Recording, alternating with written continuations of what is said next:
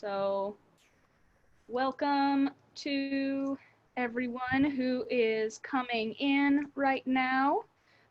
We'll just give a moment for folks to make their way in. We also had one panelist who's having a little bit of technical trouble, so we're going to try to get her in. We'll give a minute for folks to stream into the room.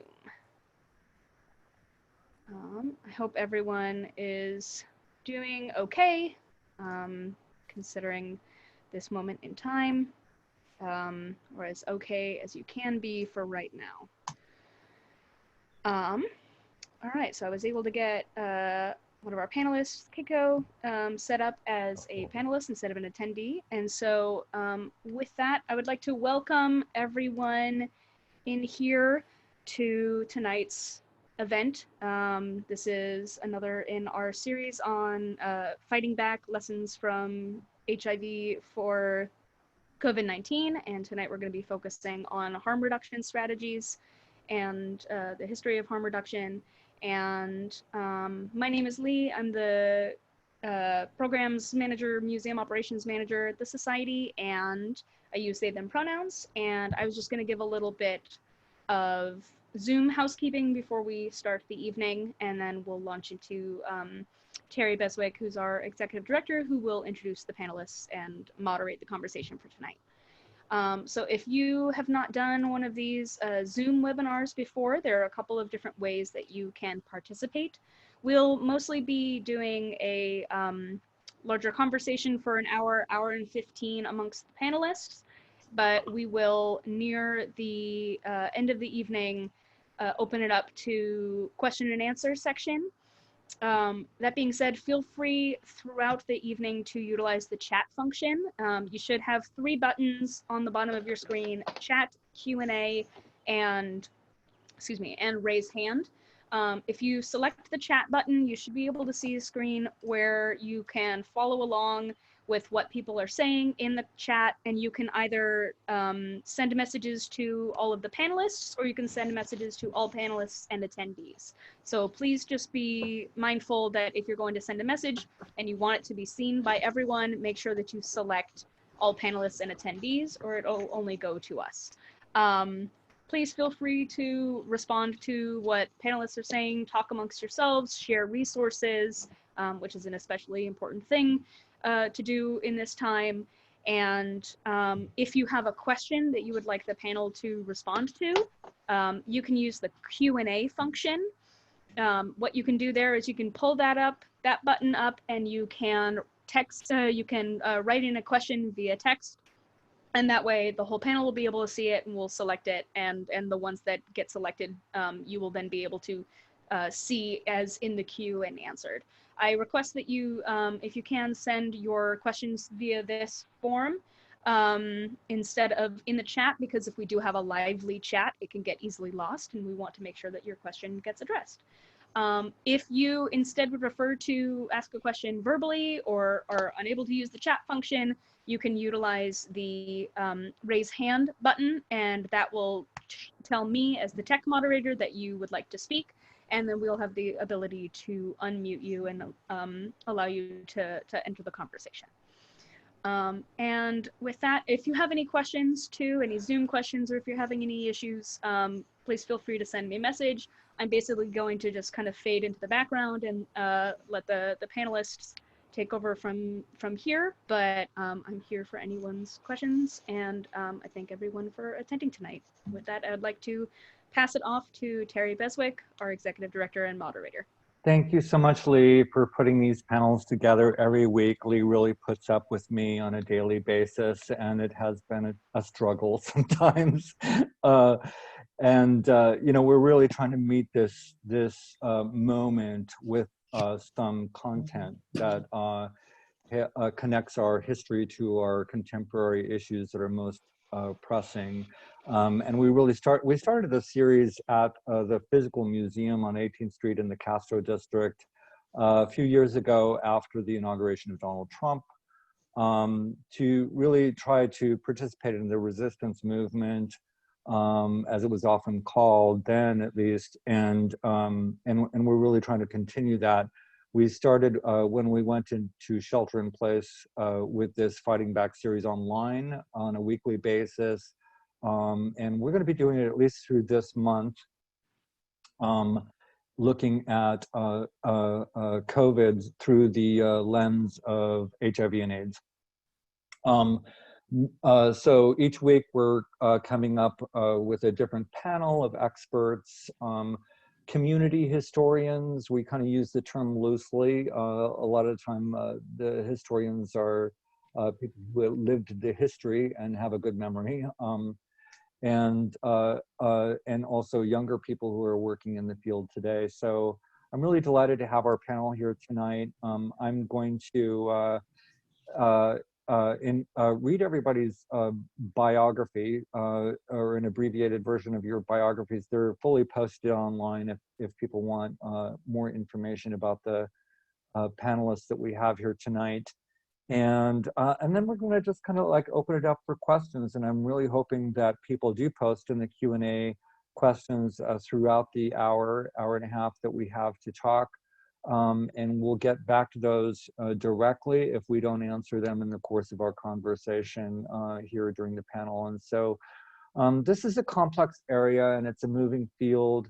And I'm just hoping that we can elucidate something that people can use from our HIV and AIDS and our alcohol and drug harm reduction experiences that can be applied to the COVID situation as everybody's trying to figure out what to do in the current climate as the science is in development. So again, welcome everyone. And I also want to acknowledge actually the march just finished passing by my house here tonight. And you know, the Black Lives Matter movement has been really revving up in the last several days. And I'm really encouraged by the show of unity and force that is happening across the country. And I think as I talk to my colleagues, I hear that they are also seeing that maybe that there is a difference this time, or that there's a change, and that something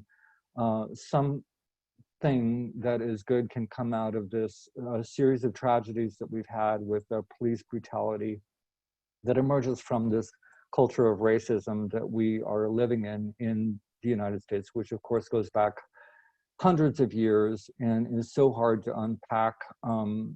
And we're going to be addressing this as we have in the past. I mean, this is kind of like part of our work, is addressing the intersectionality and the overlapping cultural issues that we have within the LGBTQ community. And we've been doing that for years, and we're going to keep doing that, and we're going to dig deeper into that. Actually, the march is still going. So I just want to like acknowledge that this is a unique moment. We have multiple crises going on right now in this country. I, from an organization that is about LGBTQ history, and as a white cisgender male of middle class, a product of this society, I approached these issues from a position of humility and at this point of listening and thinking about what I can do to further the conversation in a productive way through the tools that I have available to me. And I just want to make space here tonight as we go around after I do the introductions. If people want to even change the subject and speak about that, or tie the subject that we're speaking about tonight back into that, and I think there are definitely connections and places for us to do that. I just want to encourage you to take the space to do that here tonight. So with that, if I may, I'm going to briefly introduce our panel, and then we'll get into our discussion. First of all, I want to welcome Kenyon Farrow. Kenyon is a writer and activist, and he writes a very brief bio. He is currently, maybe because he's an editor, he's currently the senior editor of thebody.com and thebodypro.com. And I'm really delighted to have you here tonight. Good to meet you, Thank at least you. virtually. Keiko Lane is an MFT psychotherapist based in Berkeley, California. She writes and teaches about the intersections of queer culture and kinship, oppression, resistance, and transgenerational trauma, racial justice, and gender justice. HIV criminalization, reproductive justice, queering sex therapy, and liberation psychology. And I would love to have you on my board of directors. Derrick Mapp has been, he's an old friend, and he's been with the Shanti Life program in San Francisco since 2000, initially as a program volunteer as an emotional health support counselor and group facilitator, and since 2018 as senior services care navigator. From the late 1980s, he has been a direct service provider in the mental health, substance abuse, and harm reduction recovery communities. He's also an ACT UP alumni, as am I, and Laura, I'm not sure about anyone else. Laura Thomas, Laura Thomas is the director of harm reduction policy for the San Francisco AIDS Foundation, where she is leading efforts to open supervised consumption services in San Francisco. She has been advocating on HIV and public health issues in San Francisco for over 30 years. Since becoming involved in AIDS activism through ACT UP in San Francisco, she was previously the Deputy State Director for the Drug Policy Alliance in California, leading legislative and policy work on harm reduction, drug user health, overdose prevention, access to treatment, and supervised consumption services, as well as working on criminal justice reform and marijuana legalization. And finally, Monique Tula. Thank you for being here tonight. Monique is the Executive Director of the Harm Reduction Coalition, a national advocacy and capacity building organization that promotes the health and dignity of people affected by drug use. Previously, she was the Vice President of Programs with AIDS United, where she oversaw the grant making and technical assistance portfolios. With more than 20 years of experience in the nonprofit sector, Ms. Tula has devoted her career to harm reduction advocacy and infrastructure development of community organizations. And so I think I've got everybody there. Great. You know, I feel like I could talk for hours with each of you individually about this topic because it is so broad and your expertise and experience is so deep. But I want to just first go around the room, as it were, and give you each an opportunity either to speak to the, as I said, to the Black Lives Matter social justice movement that is revving up in this moment right now, and or talk about your work in harm reduction with respect to HIV and AIDS and or COVID and or drug and alcohol policy. So maybe I could start with you, Laura. Would that be okay? Sure. Talk about yourself. Like in terms of talking about this moment, I'd like to defer to some of the other voices on the panel. Okay. Oh, I'm happy to. Go ahead. I'm happy to dive in. Dive in, Monique. Thank you. I'm ready. I'm ready to go. Yeah. I'm ready to go. I want to talk just a little bit about the emergence of harm reduction. That was one of the questions, but then connected to this moment. You know, many of us, all of us on the call know, and many of your viewers may remember that harm reduction is a movement that began in direct response to, quite frankly, the lack of attention and political will to address the raging HIV/AIDS epidemic among people who use drugs in the 80s and 90s. And so the founders of harm reduction in the US was a group of what I call radical badasses, right? They're activists and community organizers. We have some researchers up in there, social workers, people who use drugs themselves, queer folks, Black and brown folks, and they all made a really bold decision to care about people who use drugs who were dying from AIDS. So, you know, people who use drugs get a bad rap, right? But we have long histories of unmitigated mental illness and trauma that's compounded by inequitable access to the same treatment and support that our white counterparts receive, right? And further, people who use drugs who don't have stable housing, trans folks who use drugs, Black and brown gay men who use drugs are especially vulnerable to acquiring HIV, viral hepatitis, other infectious disease, overdosing, and then often end up cycling in and out of emergency rooms and corrections. So harm reduction has evolved into a really effective way of engaging with people who are struggling with chaotic substance use, and it has the potential to restore personal autonomy and hope and healing. You know, but before I could talk about harm reduction ad nauseum, but I want to make sure that we are grounding this conversation, acknowledging the moment that we're in. And, you know, it's important to consider the intersections of HIV and COVID and substance use and harm reduction, but our country is quite literally on fire. And maybe on the brink of true transformation for the first time since the civil rights movement, which begat the feminist movement and gay rights movement and eventually the HIV movement. So our organization, the Harm Reduction Coalition, really believes that harm reduction is about shifting power and resources, right? And so we can't have this conversation without recognizing the fact that there has not been a transference of wealth from white folks to Black and brown people.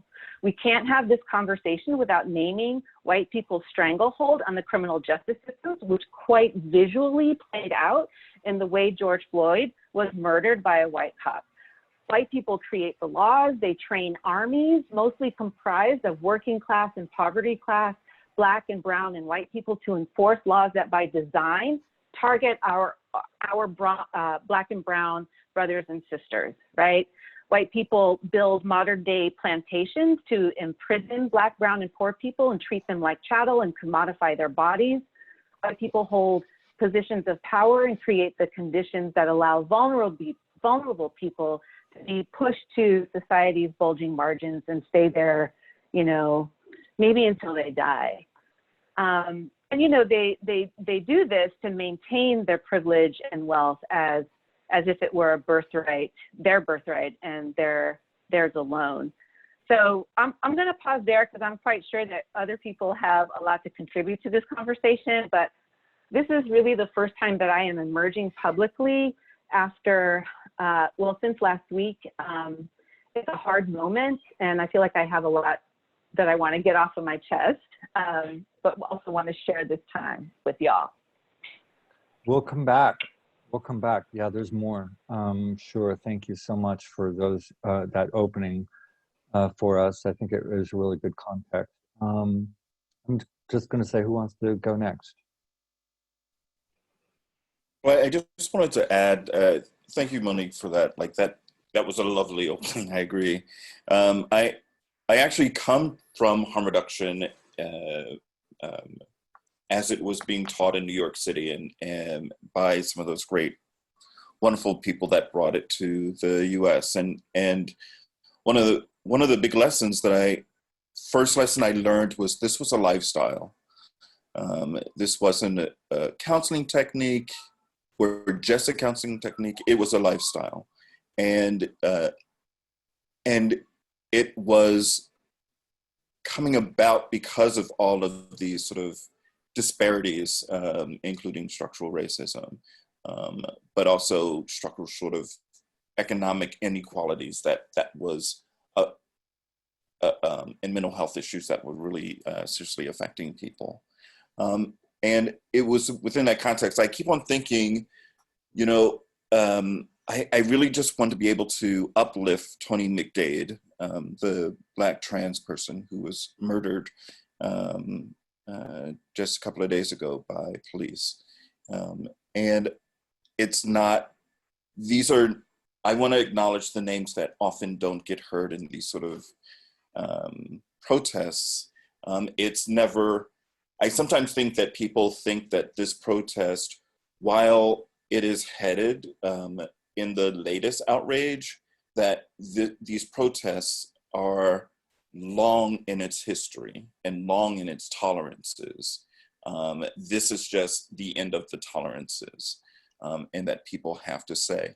And this isn't the first protest. That's one of the things that astonishes me, is that this has been over the last decade, like a series of protests that occasionally breaks out. And I think people are looking for it to die away quickly and to get back to business as usual.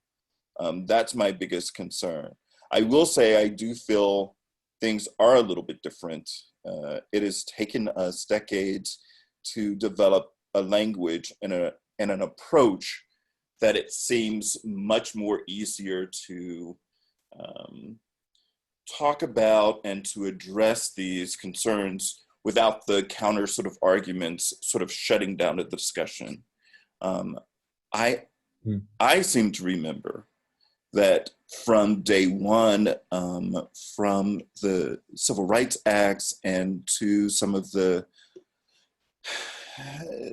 sort of reenactments where they weakened the act, from those very moments, each time that they took a look at it, it was almost like I was waiting to hear like the sort of counter arguments, how they were literally using the language meant to protect against the very people that it was meant to protect. And so, for instance, when I consider, they've been running around, there's not running around, but there's been a lot of talk about Trump using the Insurrection Act as a way of addressing some of the unrest.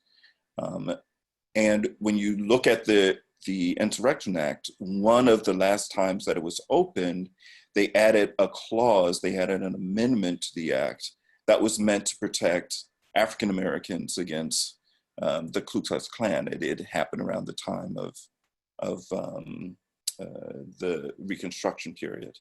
And so the very act that he's looking to use against the protesters protesting against police brutality was actually meant to protect Blacks. So it's just these sort of outrageous sort of steps. And it's because we're not, I don't think we're, I think we forgot the history, and we need to be reminded of this is where this is coming from. This is the reason why these things are needed. People aren't looking for special anything. It was just like the arguments around LGBT rights. Like, we're not looking for in marriage. Like we're not looking for special rights or any sort of special anything. We're looking for equity. And finally, we're looking for full liberation. And I think these are just small steps along the way. Like, all this activity feels like it leads to just small steps. Yeah, thank you, Derrick. Yeah, I remember in 1991, 92, the Rodney King riots across the country, which is just the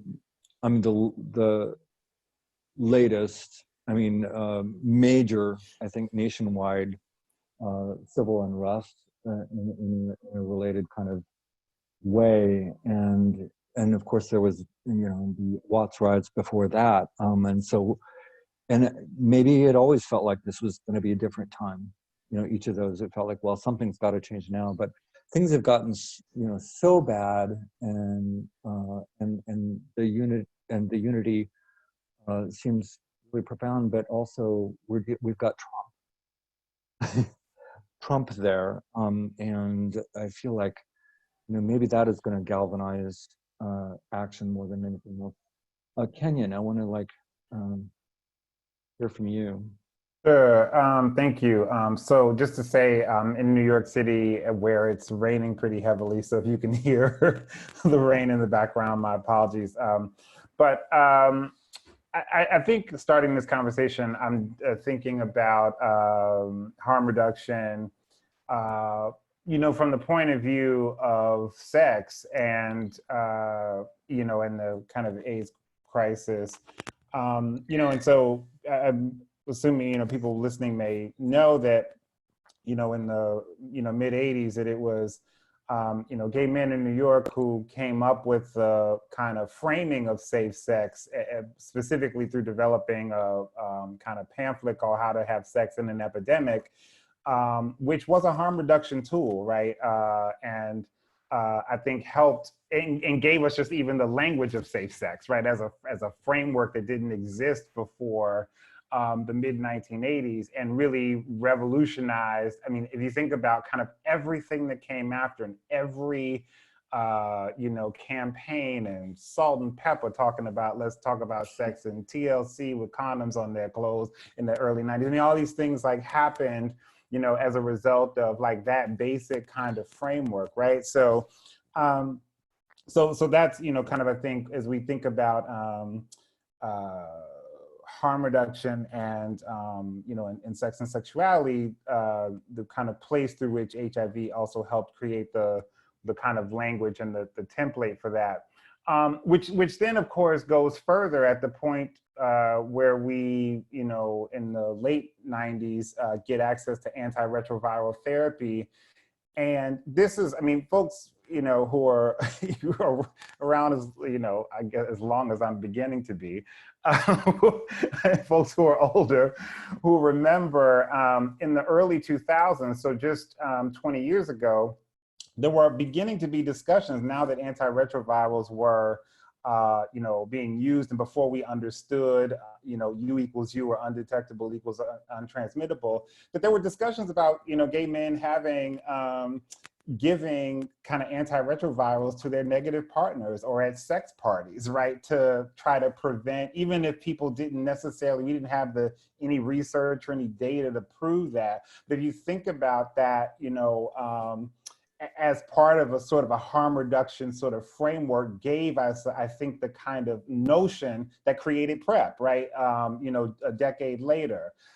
So I just want to kind of lay those things out there. This, of course, does not happen still within the context of a great amount of stigma of sex and the kinds of sex that people choose to have in what context, and thinking about what's happening, now, in the context of COVID-19. So, I sort of see two dynamics happening. So one is in terms of, kind of conversation within, communities about the kind of stigma around, people not social distancing or whatever. And in, some cases, it's a result of people not having the ability to do that. For people who live in multi-generational housing, which happens for a lot of Black and brown folks, who, people are, working in, service industry or deemed essential workers, quote unquote, through whatever, work that they have, and so aren't able to do so. But then also the, politics of how and when people choose to have sex, right? And, some levels of kind of stigma around people making different choices around those things in this moment. And, we've been publishing a lot of stories of the body about, these issues. My colleague, Matthew Rodriguez, wrote a piece this week, called "It's Time to Start Talking About Having Casual Sex Again," right? Which earned him the ire of some, very, holier than thou, gays on the internet. But a lot of people, I think, are finding useful to have the conversation. I would say, what I'm concerned about also, in this moment, is in what was already happening before the current rebellion, were police departments beginning to use or insert themselves in the public health crisis by, criminalizing people not social distancing or people gathering in, multiple groups or whatever, these sorts of, these kinds of dynamics, and particularly targeting Black and brown folks. Like, let's be clear, right? White folks storming the Capitol, the white nationalists in all these states, nor, young people, white young people, in Florida, these other things were not being targeted with policing apparatus for those actions. But I have a concern about both because the way COVID-19 has sort of, traveled our already existing paths of, racism, classism, geographic disparities, and et cetera, that you know, as we try to sort of come out of the, you know, social distancing, if we kind of have these stops and starts because, you know, states and the federal government didn't, you know, move fast enough or give people proper information, and certainly didn't have the infrastructure in place to help people be able to take care of their health, that Black and brown folks will be blamed for the next time we may have to social distance for some length of time again. So it'll become this, well, you didn't have your shit together, so the rest of us are now holed up in our houses and can't get back to brunch on Sundays and Taco Tuesdays or whatever the hell people it is are trying to sort of get back to in their heads. So I have some concerns about, you know, where we may go in that. I'm hopeful in a bizarre way in this, the way the current sort of mobilizations are taking place, that there's just real challenges to not just police brutality, but the authority of police on multiple levels that I think gives us some leeway to maybe challenge those things. But I'm concerned that that was in the air before, you know, we got to the current moment. Thank you. Thank you, Kevin. Kenyon, lots there to come back to as well. Keiko, Laura, either one. Sure, I can jump in if that's all right with Laura. So one thing that I left out of my bio, because I was trying to be brief in my bio, is that I come from ACT UP LA. I refer to myself as a long-term survivor of the ACT UP LA Women's Caucus and the ACT UP LA People of Color Caucus. And one of the things that happened in ACT UP LA is that we were right there during the Rodney King Rebellion. You know, our neighborhoods were on fire. We were out there in various ways. And some of the most powerful work that I think we did was with an LA-wide grassroots task force in the aftermath called the Coalition Against Police Brutality, where we really tried to think about community policing. So this question about who is targeted and in what ways by the police really is part of the history of AIDS activism, and often an overlooked part of the history of AIDS activism, and also probably wasn't as big a part as it should have been. But it has always been a part of the conversation. So, you know, I've been taking notes as everybody's been talking so far this evening, and mostly I just want to get into conversation and listen to everyone all evening. But I think I want to comment on something that that has sat with me all week. I've been sort of puzzling over the sort of title and leading question for today about what can we learn from HIV/AIDS, essentially that will serve us in COVID. And there's been something that I haven't been able to let go of, and finally listening to people, listening to Monique and Kenyon this evening, what I'm thinking about is the fact that I think the question is actually flipped and needs to be reversed, which is, it isn't over. We're not done. You know, what happened post-cocktail and is that the viral divide has gotten bigger. And so the divide around race and class and who is at risk and in what ways has gotten bigger.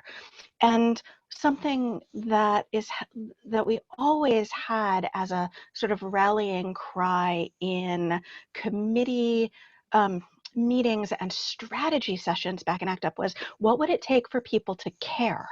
What if everybody actually understood they were at risk in these same systems? And what would it take for people to care? And I think because of the way COVID is transmitted, all of a sudden everybody is affected. Now, not everybody is affected in the same way. Not everybody is at risk in the same way. But all of a sudden everybody is thinking about it. And of course, what is happening right now with the current uprising and the reason people are out on the streets has to do with the history of the country, has to do with the history of policing in this country, but is not separate from questions about bodily self-determination and sovereignty. And I think, you know, I have some of the same worries that Kenyon just articulated about what happens in the aftermath. What happens if we have another sort of viral surge in the next couple of weeks? Who gets blamed and in what ways? But there's this sort of sideways question too about how do we leverage this moment where people are paying attention, and where people might care. And I think I'll save the rest of my notes until we get into more dialogue. But that's what I've been sitting with heading into this conversation. Thank you so much. Laura. I just want to say I'm so excited about this panel, and I really just want to hear everyone else talk more. I will say a few things about harm reduction and people who use drugs and how people make decisions about risk. And you know, one of the things about, or that all harm reduction folks and drug policy folks know, is while there certainly can and are real harms related to drug use and the drugs themselves, the majority of the harms that come to people who use drugs come from the drug war, come from systems of racial oppression, come from the criminal justice system, come from the ways that policing and criminalization, you know, comes down disproportionately on Black, Indigenous, people of color. And, you know, the war on drugs has been from the very beginning about systems of racial control. So, you know, when today, for example, there was news that the DEA is being mobilized to be part of this like response to the protests, and they're going to be let loose to investigate people and be part of this like federal response. You know, it feels like all these pieces are just becoming much more overt and clear, where previously they were a little bit more sort of obscured. You know, that thing about saying the silent parts out loud, and all the ways in which the Trump administration in particular is just going for it. They are being, you know, straight up white supremacists with their language, with their actions, you know, just straight up fascists. Like when you say the anti-fascists are the enemy, you're acknowledging that you're fascist, right? So, you know, thinking about the ways in which part of harm reduction is about reducing the harms of the systems, right, on the individuals. It's not just about reducing the harms of the individual substances. And how do we then deploy that in this moment when the systems are really, whether it's, you know, policing, or the, you know, the disproportionate, the lack of access to healthcare that is part of the disproportionate impact of COVID on communities of color, where in San Francisco, for example, it's the Latinx community that has been deeply, deeply disproportionately affected by COVID-19 here. So how do we start leveraging those tools to push back on the social oppression while also still giving people the tools that they need to take care of themselves in the moment? And taking care of themselves may mean, you know, someone to have sex with. It may mean like figuring out how to meet your mental health needs, your needs for community, for connection. It may mean a lot of different, may mean using drugs. It may mean not using drugs, right? But how do we give people those tools in this particular moment when so much connection and community is being frayed and pulled apart by COVID? How do we get beyond that to get people what they need? Great. You guys have made this totally impossible for me. I mean, I had ideas on what to do here, and they're just going to go out the window. That's okay. You know, I think, but I am thinking about like trying to break this down a little bit, maybe into a couple of sections, and maybe in the beginning, we can try to talk a little bit about the examples of harm reduction that were deployed and developed around HIV and AIDS and with drug and alcohol use. Specifically, maybe we can just talk about that, or if you want to talk about, you know, what are the specific steps that people can take to reduce harms around COVID, and how we can approach those from what we know of the science today, at least. And then, I really want to get to some of the bigger questions and the structural questions, if you prefer to just plunge into those, because we can't really talk about the specifics without talking about the big picture, that's okay too. I feel like that's kind of where the conversation wants to go right now, and that's maybe of the greatest value. Kenyon, I really appreciate you bringing up the brochure that was developed in New York. I think it was Michael Callan and I forget his partner in that effort. But it really was groundbreaking. And I know in San Francisco, the Sisters of Perpetual Indulgence also did a pamphlet around the same time, which I think was the first effort to affirmatively talk about, sexual interactions. And I was always frustrated during the height of the AIDS epidemic, pre-combination therapy, and even after, around the messaging that we were getting. I mean, this is coming out of the era of Nancy Reagan's, no one, just say no, and into suddenly the AIDS epidemic concurrent with, the crack epidemic, and on top of the pre-existing alcohol epidemic, and people didn't even have the language to talk about these things, I think. From a harm reduction perspective, there was always the abstinence movement, I think, that was going on, exemplified with Reagan's campaign. But I think about efforts to get people to just be abstinent, or just to always use condoms, even in the case of oral sex, or just to take measures that didn't seem to make logical sense to people, or just were not practical to sustain in the long term, so they stopped doing them. And maybe you could talk a little bit about what the dangers are. What are the dangers of an abstinence mindset around this, and try to contextualize that and around COVID, as well as HIV and AIDS and drugs and alcohol. And then I don't know if there was a question in there. Can you? yeah. I mean, I can respond quickly. Actually, I think that the danger in abstinence always is, and what if I don't? Right? It's it is the implied punitive measures to criminalization if people don't make that choice, right? I think it makes sense, obviously, to me, to give people a range of options, right? And people could say we're abstaining from sex or from certain sexual acts, or certain kinds of things that are going to be more risky. Like that's a possibility, and I believe in giving people all information. However, I think that when it becomes about a certain amount of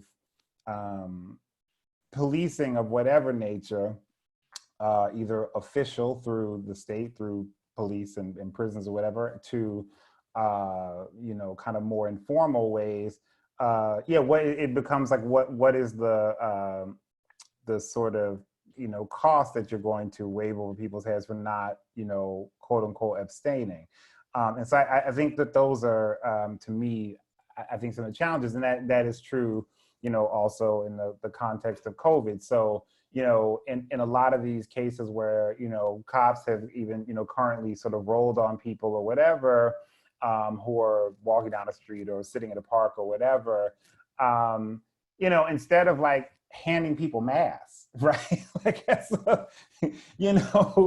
and goodbye, have a nice day. You should probably end with some basic sort of public health information. If it becomes about,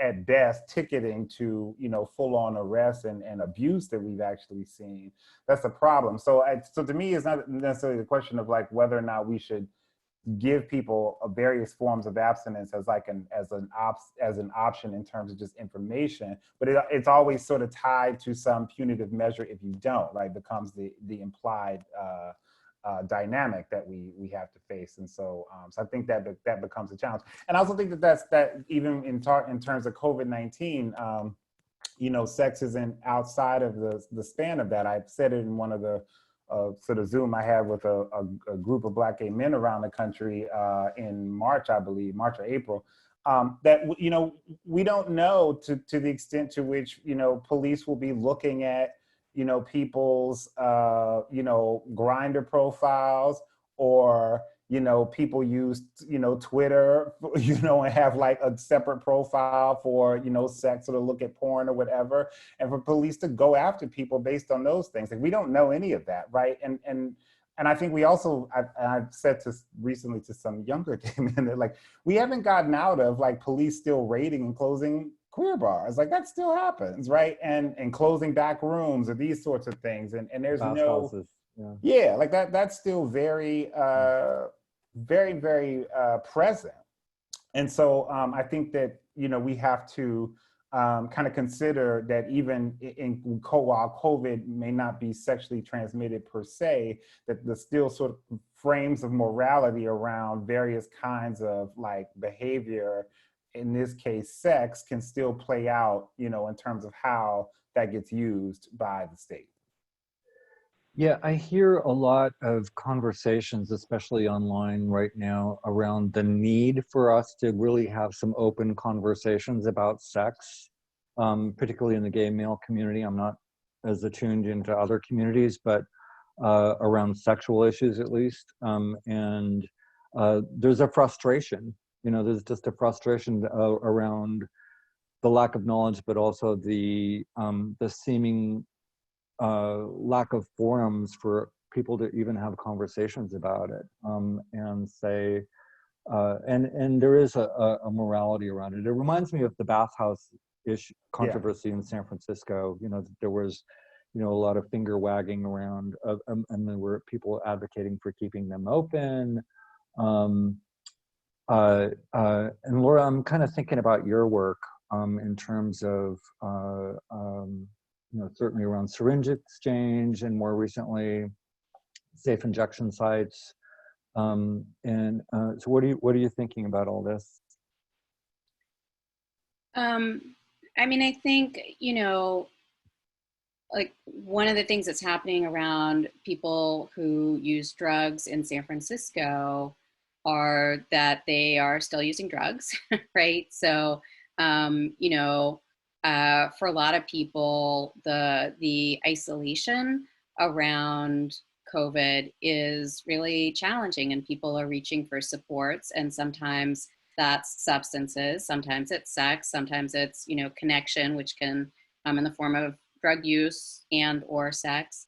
And, you know, fortunately, organizations like my organization, like Monique's organization, have been stepping up to reach out to people who are using drugs in San Francisco and making sure that they have what they need to be safe, that they're getting naloxone to reverse opioid overdoses, that they're getting syringes, whether they've been put into one of the, you know, the quarantine or shelter in place hotels, or if they're in a, you know, one of these new sanctioned encampments, or if they're still just living on the street, trying to reach out and find people. But that all has become so much harder because of the policing, because of the, you know, the curfew, the ways in which people are still getting moved around, the way in which, you know, policing continues to target people who are homeless, regardless. And so, you know, trying to figure out how, in the context of COVID, in the context of police brutality, in the sort of pre-existing condition of, you know, the housing crisis in San Francisco, how do you make sure people have what they need to take care of themselves, and especially acknowledging that all of those things may have a big impact on people's drug use, right? As well as potentially on their sex life. If you're suddenly, you know, we've heard stories about people who they've gotten into a shelter in place hotel, but their partner, who they were living with and sharing a tent with, does not get in. So then how do they manage that? Do they leave because their partner didn't get in, you know, not acknowledging, excuse me, those kinds of relationships and people's need for human connection leads to us putting, as a society, putting people in more danger of, whether it's of overdose, of acquiring COVID, of other harms that may come because of policing, the curfews, things like that. So it's just, it's hard times. It's tough, and I'm not sure quite what the systems are that we need to build. I'm very clear that it doesn't rely on the police, and I want to take Kenyans, give them a mask one step further, which I don't think Kenyan will object to, and say the police shouldn't be out there at all engaging on this. Right, truly. I am, Keiko's reference to the Rodney King riots reminded me of some of the work that we did after the Rodney King riots here. And one of the people who was very involved in the local organizing was a local Food Not Bombs activist named Alex Vitale, who is currently having his moment because his book, The End of Policing, is suddenly getting a lot of very well-earned interest in reading. And in fact, his publisher, Verso Publishing, is making it available free online for download right now. So I encourage everyone who can to download The End of Policing and read it, because I think it is, it is among the essential reading for this time of how do we create structures that actually keep all of us safe, instead of the policing structures that only keep some of us safe and some of our property safe, and cause enormous damage to many of the rest of us. Yeah, and I just want to say, you can talk amongst yourselves. You don't have to wait. If you want to direct questions or comments to each other, that's okay here. We're very informal. And I also want to encourage those who are watching, if there are questions that you have, do post them in the Q&A box there, or if you have resources that you want to share with others, you can post that in the chat function, whether it's upcoming events or books, or you want to plug Trevor Noah's fabulous rant from yesterday, or whatever it is that you want to post. So and Derrick, so I have a question for you in particular, and then I'm going to get, of course, to Keiko and Monique again.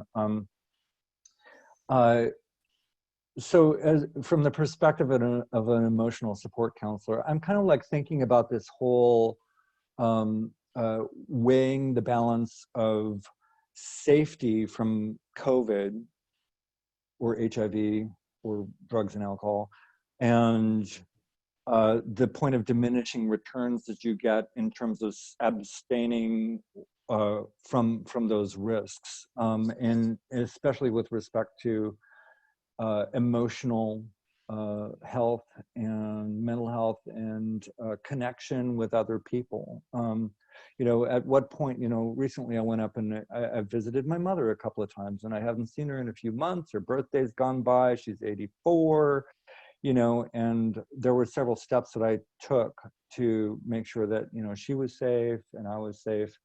But, the contact, I just wasn't willing to go indefinitely without visiting my mother. So talk to me about those point of diminishing returns. How do we weigh the risk versus the benefit? And do we begin to actually risk our health and life by staying safe from this other risk? So I think my experience with the folks that I've been working with doing exactly this, one is that we all do it. We do it all the time. We're always weighing a risk, and we're always doing a risk analysis, even when we're crossing the street, and how we cross the street, and what food we decide to buy for ourselves, depending on our health conditions. And so everyone is doing it. And it's been really interesting. Without revealing any names, I know that there's some folks that I've worked with who are so starved for sort of human attention that I will go and meet them outside somewhere and do the social distancing and wearing of masks, and just so they could have a sort of face-to-face experience with someone.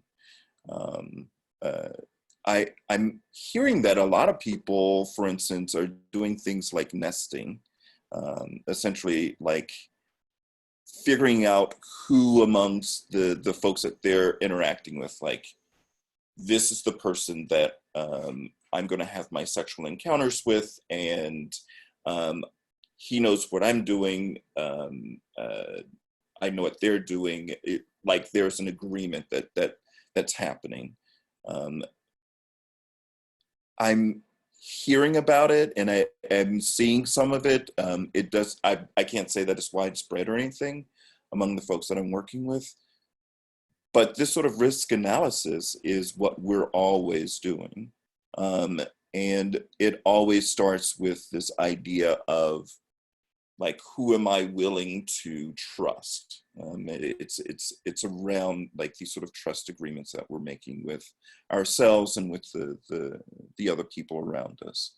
I don't necessarily think it's a bad thing.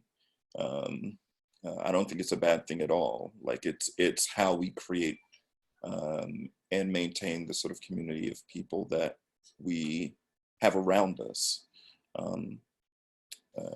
I find it always amazing when I think of some of the folks that I work with who, even in their drug use, are still very much involved with how do I keep myself healthy and how do I keep other people healthy.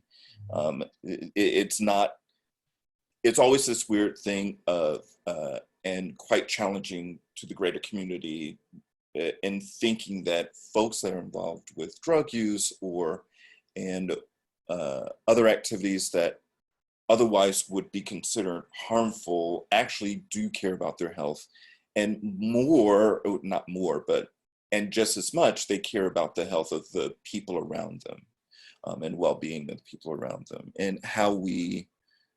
So I think a lot of the work that I do is encouraging and doing these sort of checks with, so, you know, why are you doing this, and what is this about for you? What is meaningful about this behavior for you, or this activity for you?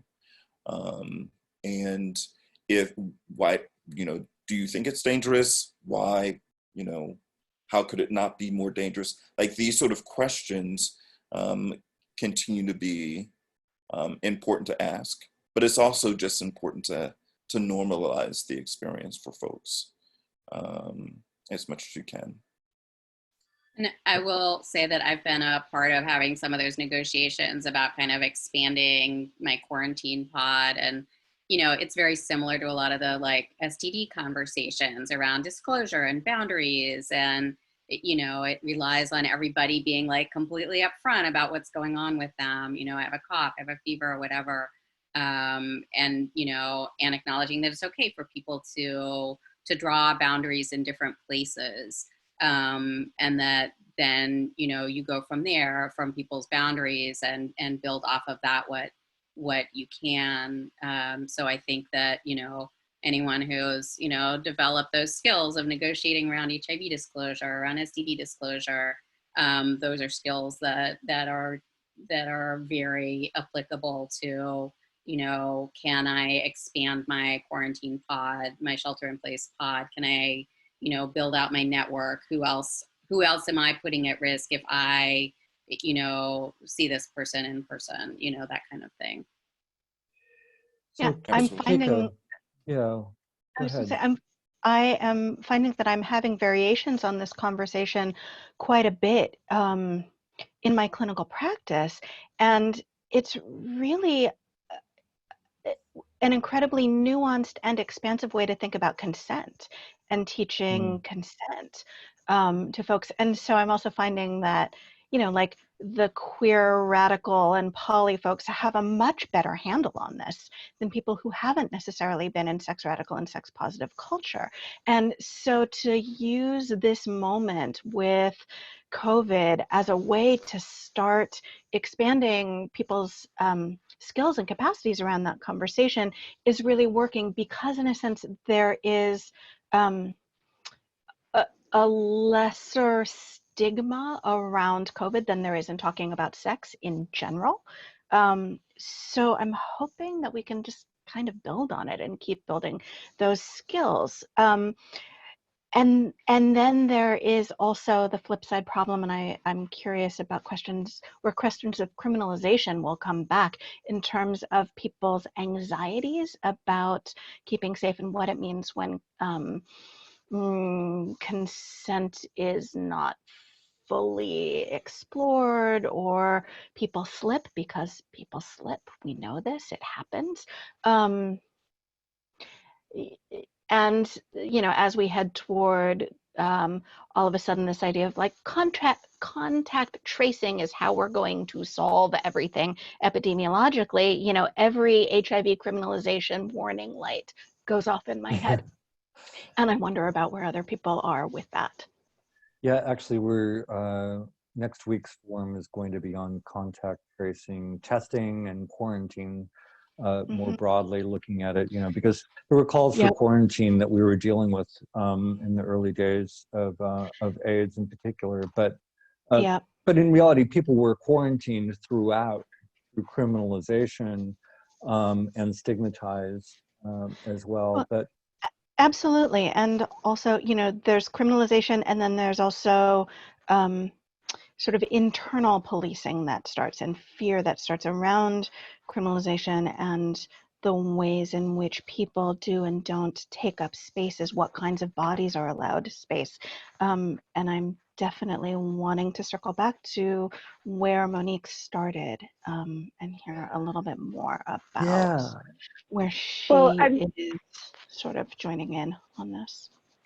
Yeah, I was actually really intrigued by the pieces around abstinence and morals. I mean, we know that, you know, this notion of abstinence is really rooted in the goal, right? The goal is always abstinence, Lord. You know, and it's rooted in Victorian values and religious dogma, you know, that abstinence and chastity will keep us off of the road to perdition. And, you know, or, you know, we can pray our way out of a lifetime of traumatic interpersonal and structural factors that sometimes can lead to chaotic substance use and sometimes can lead to people just wanting to fuck. You know? Right. There are problems away. But layered on top of that is this piece around criminalizing people who use drugs, people who don't have stable homes, people who are struggling with PTSD, other mental health issues, or simply, you know, being Black or brown or poor. You know, I know that as a practice, harm reduction offers a different point of view, and it's one that dares to operate outside of the Black and white binary, right? And it attempts to exist within the gray, the murky, foggy, messy gray that we all are, you know? And harm reductionists know that the opposite of addiction actually is not abstinence, it's connection to people, you know, in whatever way you can get it, you know. And harm reduction itself isn't the opposite of addiction. It's an important part of our spectrum of interventions, right? So, you know, for substance use treatment providers, for example, you know, even those who are focused on abstinence-based modalities, harm reduction actually adds to their existing toolkit. It doesn't take anything away from it, you know, and that just allows for greater flexibility and tailoring to the person who's right in front of you, rather than what the DSM, where are we at? DSM 10, 8, 7, 6, whatever it is, whatever the DSM says, you know? And just thinking about syringe service programs in the time of COVID, and syringe service programs in many jurisdictions have been considered or deemed essential services, while in others that's not the case. So there was a survey that was a collabo between the CDC and NASN, the National. What is wrong with me, Laura? North National. American Syringe Exchange Thank Network. That's ED. CDC and Mason and NYU and the University of Washington, right? And they did this a survey on the impact of COVID-19 on syringe service programs in the United States, and nearly all of the respondents noted that policymakers and leaders were not including syringe service programs in jurisdictional emergency planning and response. And that is erasure. It is erasure of people who use drugs, right? And despite that erasure, there's still a high demand, surprise. You know, and in response, there are staff of syringe service programs who that have remained open are prioritizing, you know, syringe and naloxone distribution over hepatitis and HIV screening, right? That could put their funding in jeopardy, you know, or, you know, programs that are adapting to maximize staff and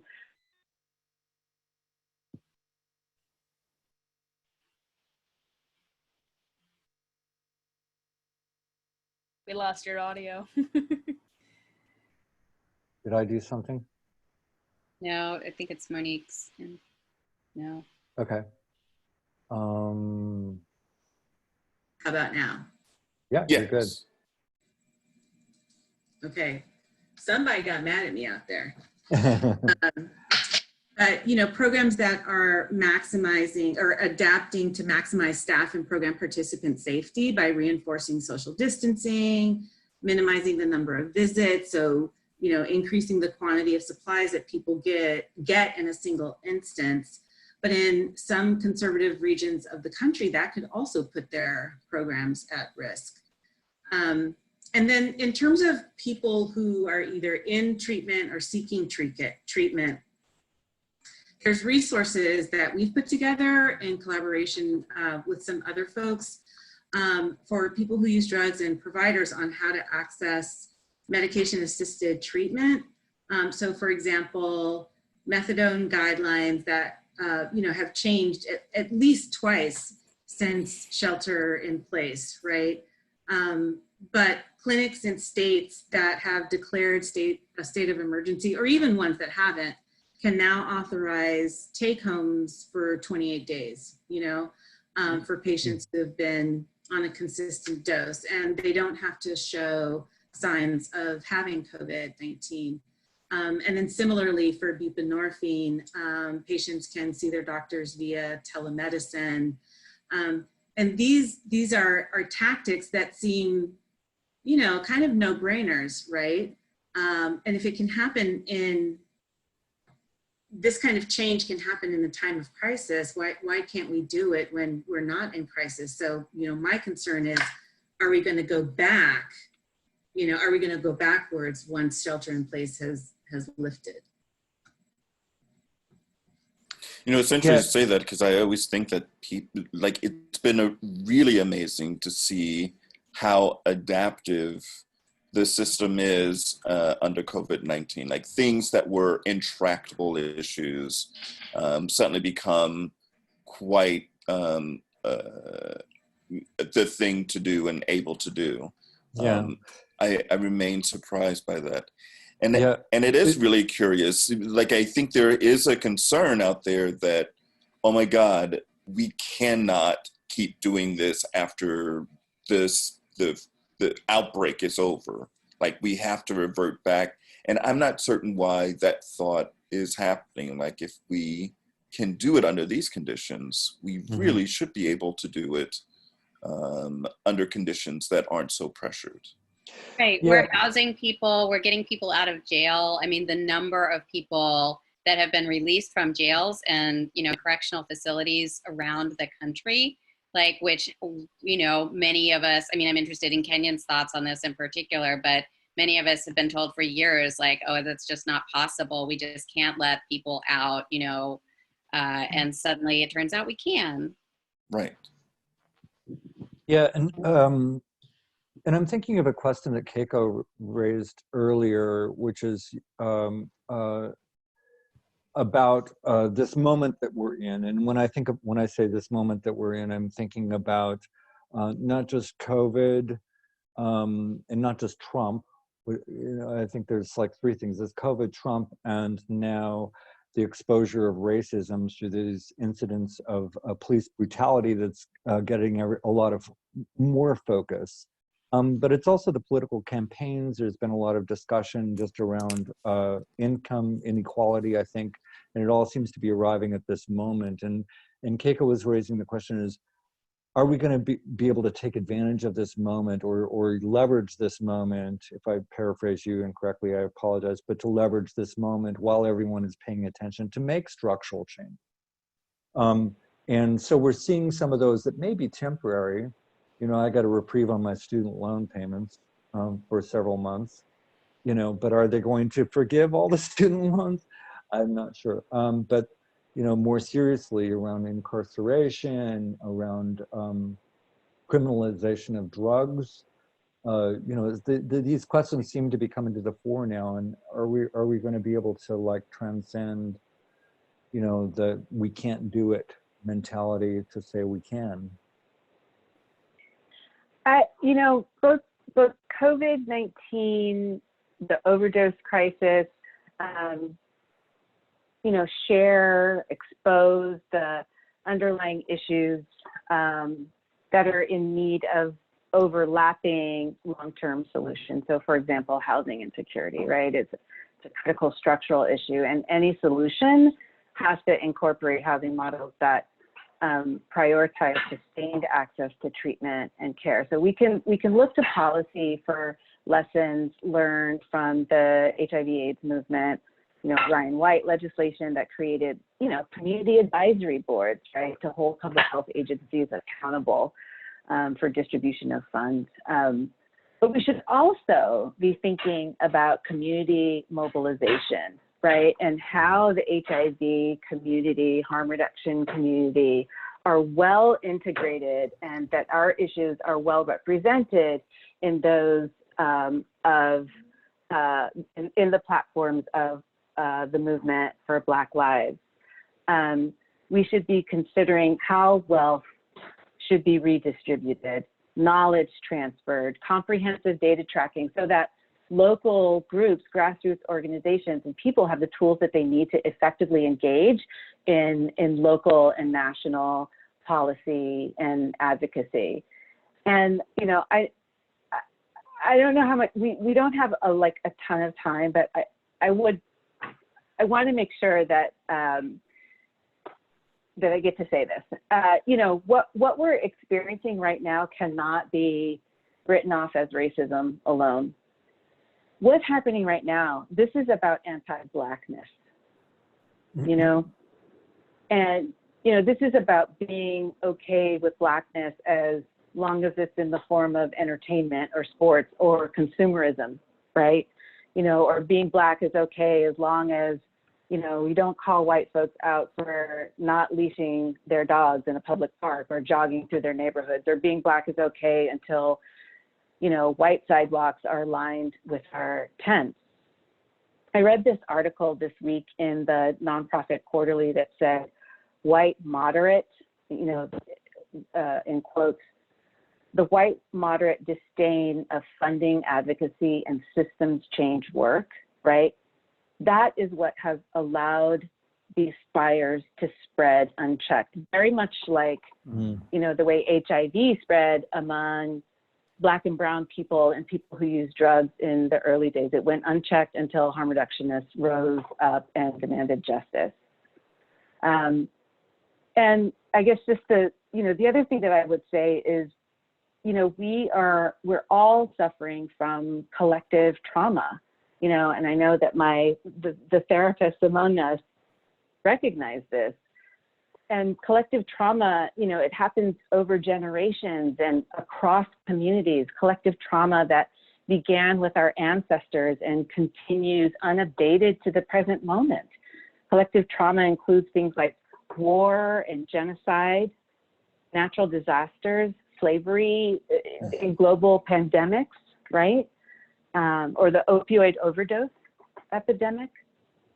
And so the rage that we're experiencing, the depression that we're experiencing collectively, the denial that we're experiencing, and the survivor guilt, you know, these are all symptoms of collective trauma.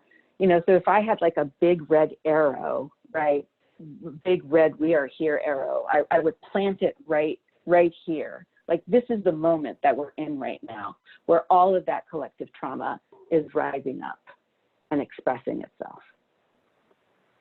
Yeah, Yes. thank you. We do have about 15 minutes left, and I do want to like open up to questions from the audience. I do see one from Dustin, and we're not addressing this specifically, but I'm going to go ahead and throw it out because I want to give him space. He says he's an LGBT studies major working towards a career promoting science over fear regarding male-to-male human sexuality. Kudos to you. My question is, how can I promote PrEP and becoming undetectable in a productive way regarding our human sexuality in a world that expects cis gay males to always use condoms? Anyone want to help the PrEP question? Yeah, I mean, just quickly say, like, I'm gonna Dustin, send you my email address, because there's lots of group. I think probably the thing for you, if you're an undergrad right now, is probably get connected to some organizations that are doing that work and actively kind of challenging that shit. So I'm gonna send you my email and we can talk about it offline. But because yeah, there's actually a ton of work and organizations that are really pushing against those things. Right, and I see his follow-up comments on that. Yeah, we're still trying to navigate, you know, HIV. You know, I mean, and Keiko brought this up. I mean, there's a lot of disparity in terms of access to information and access to prevention tools, in particular PrEP, and access to care and treatment. You know, which is also the problems that are exposing the disparities in access to treatment and treatment outcomes with COVID as well. You know, structural change, shifting, you know, income redistribution, these are all, you know, part of the national conversation, I think, that are happening now a little bit more. You know, how hopeful are we around this? You know, where do we find our hope? You know, we went decades through the AIDS epidemic, and I'm thinking also about oppression around LGBTQ rights, and we had to find hope around that. And I'm you know, we're going into like 5 months until the national election. A lot of people are not getting this conversation that we're having here on the level that we are, and don't have this kind of humility around listening and understanding the problems that I think that we're trying to reflect here. What's it going to take?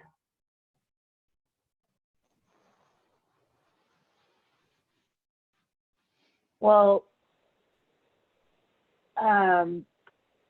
according to the spiritualist Eckhart Tolle, we are in the midst of a global transformation, right? Where millions of people around the world are awakening to a new state of consciousness.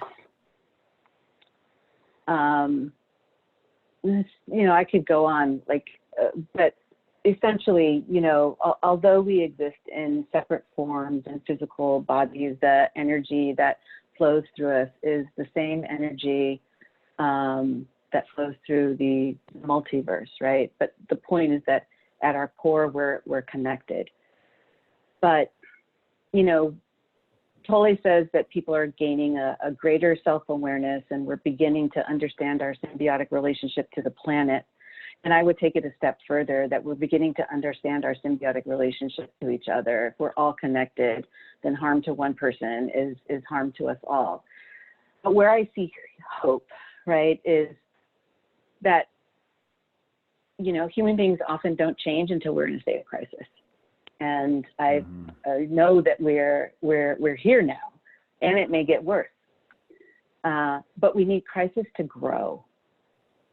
Society needs to break down so that something else can break through. And what I am witnessing in real time as more women identified, trans and gender nonconforming identified people, more queer folks, more Black and brown and indigenous folks come into positions of power, there is a noticeable shift away from heteronormative values and systems that are rooted in the patriarchy, like top-down control, individualism, binarism, scarcity mindset. And we're moving towards systems, oh, I'm getting chills, because I'm feeling connected to y'all. You know, we're moving towards systems that value inclusivity and cooperation and nurturance and interrelationship. You know, systems that are rooted in abundance, not scarcity, because there really is enough for us all. It's just a matter of how resources are distributed. And the status quo is desperate, and we see it. They're desperate to keep it for themselves. Yeah, that was beautifully stated. Keiko, I see you thinking, and mostly nodding along in sort of deep appreciation for what Monique has been saying and what everyone has been saying on this panel. And because I am in private practice and occasionally teaching and not working in bigger systems, I'm seeing things much more at the micro level. And so one of the things that I have been seeing is this incredible sort of deep resurgence and embracing of community care models that I haven't experienced since sort of at this level of engagement since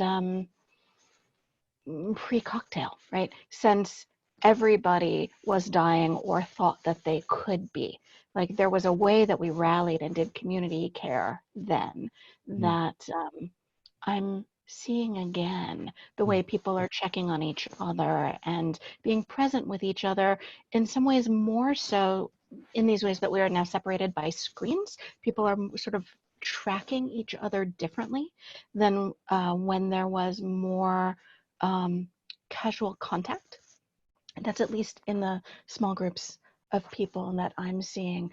And among the things that I am sort of hopeful that we can hang on to are models of community care and community accountability that are separate from sort of these big systems that are crumbling, and then we'll hopefully have some role in shaping them as we rebuild and make systems that we want to claim.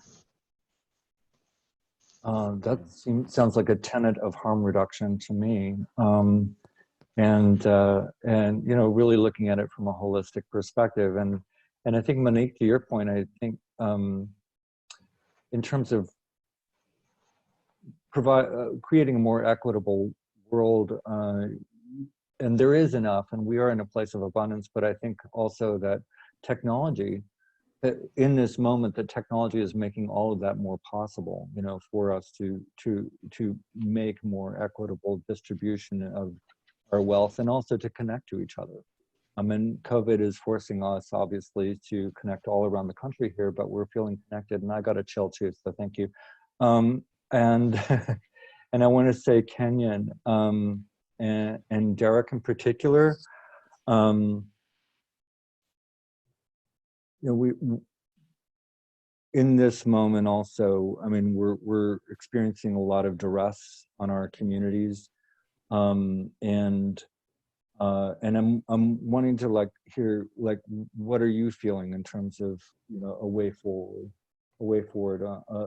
through these, what I call a triple crisis, COVID, Trump. Yeah. And if I could, I mean, I think that one of the things that makes me hopeful, or that I'm seeing, is, and I think has been kind of a rolling, you know, these things don't, you know, kind of just start out of nowhere, but I feel like I've been seeing it sort of build, is that, you know, there is sort of more space because of the kind of technology and social media and infrastructure for I think both for various kind of powerful actors, whether it's corporations, whether it's governments, whether it's whomever in those kind of scenarios, it's much, I think, harder to really kind of control the discourse and narratives and rhetoric. There is something about this infrastructure that does allow people to kind of directly challenge in some ways and kind of find like-minded. And I think that specifically one of the things that I feel like that has kind of helped shift some of the dynamics to the current moment that we're in now is, I think a lot of conversations that just as a Black person in America growing up here, that like things that to me, discussions and ways in which like Black folks see and discuss the world that I sort of taken for granted, I have been aware of throughout my life when I encounter like white people, frankly, that they like really, they a lot of times have no idea that Black people have a range of sort of like ways and perspectives on kind of the ways in which we see kind of the structure of the world very differently. Mm-hmm. And I feel like that is collapsing. And like to some extent, just I think because of the ability for people to hear what different people's perspectives are now. All this shit is built on like corporate, infrastructure that is about sort of data collection in order to monetize. And so that is a form of surveillance. So I'm not like technology is going to save us kind of person.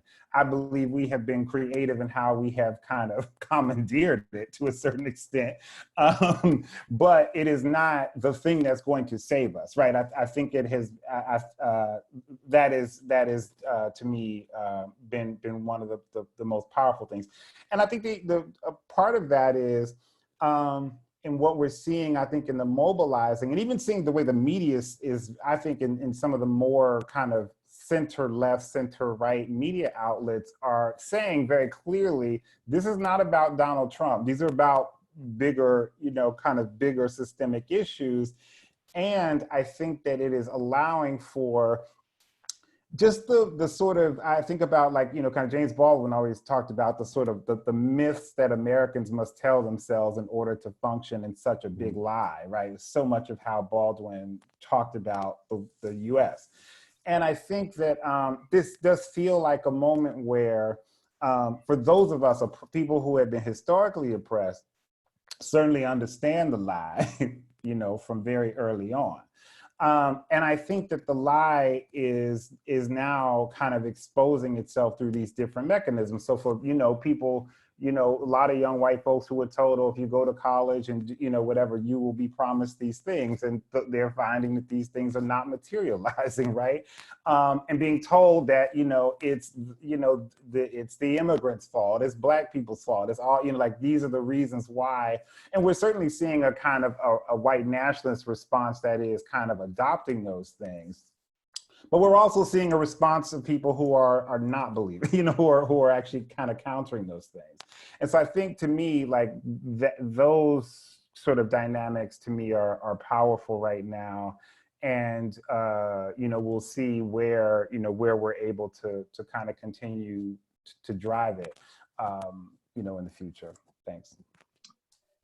Very well said. Thank you so much. We have like 1 minute left, and I want to hear more from everyone, and we're not going to get to. So I do apologize about that. Derrick, Laura, Monique, Keiko, Kenyon, thank you so much for being a part of this panel here tonight. If you like, we can continue for a couple of minutes if people have any like final words to say, but for everyone who participated tonight, thank you for joining us. Think about going to our website. We have a lot of organizations represented here, but as the host, I'm going to suggest that if you go to our website, glbthistory.org, and think about becoming a member. Actually, we were running a special around memberships for Pride Month. It's only $35 for a year. and you get, you know, a cool little membership card, and you get, you know, discounts and, you know, things like that. So, and it really sustains us, and it's our bread and butter. So Do you get a toaster too? for you, you'll get a toaster. How's that? You already earned your toaster, Monique. You know, you guys, I'm so grateful for you tonight. You know, harm reduction was the hook. And we really broadened it, and I think met this moment to talk about some things that needed to be talked about, and I hope we can continue the conversation.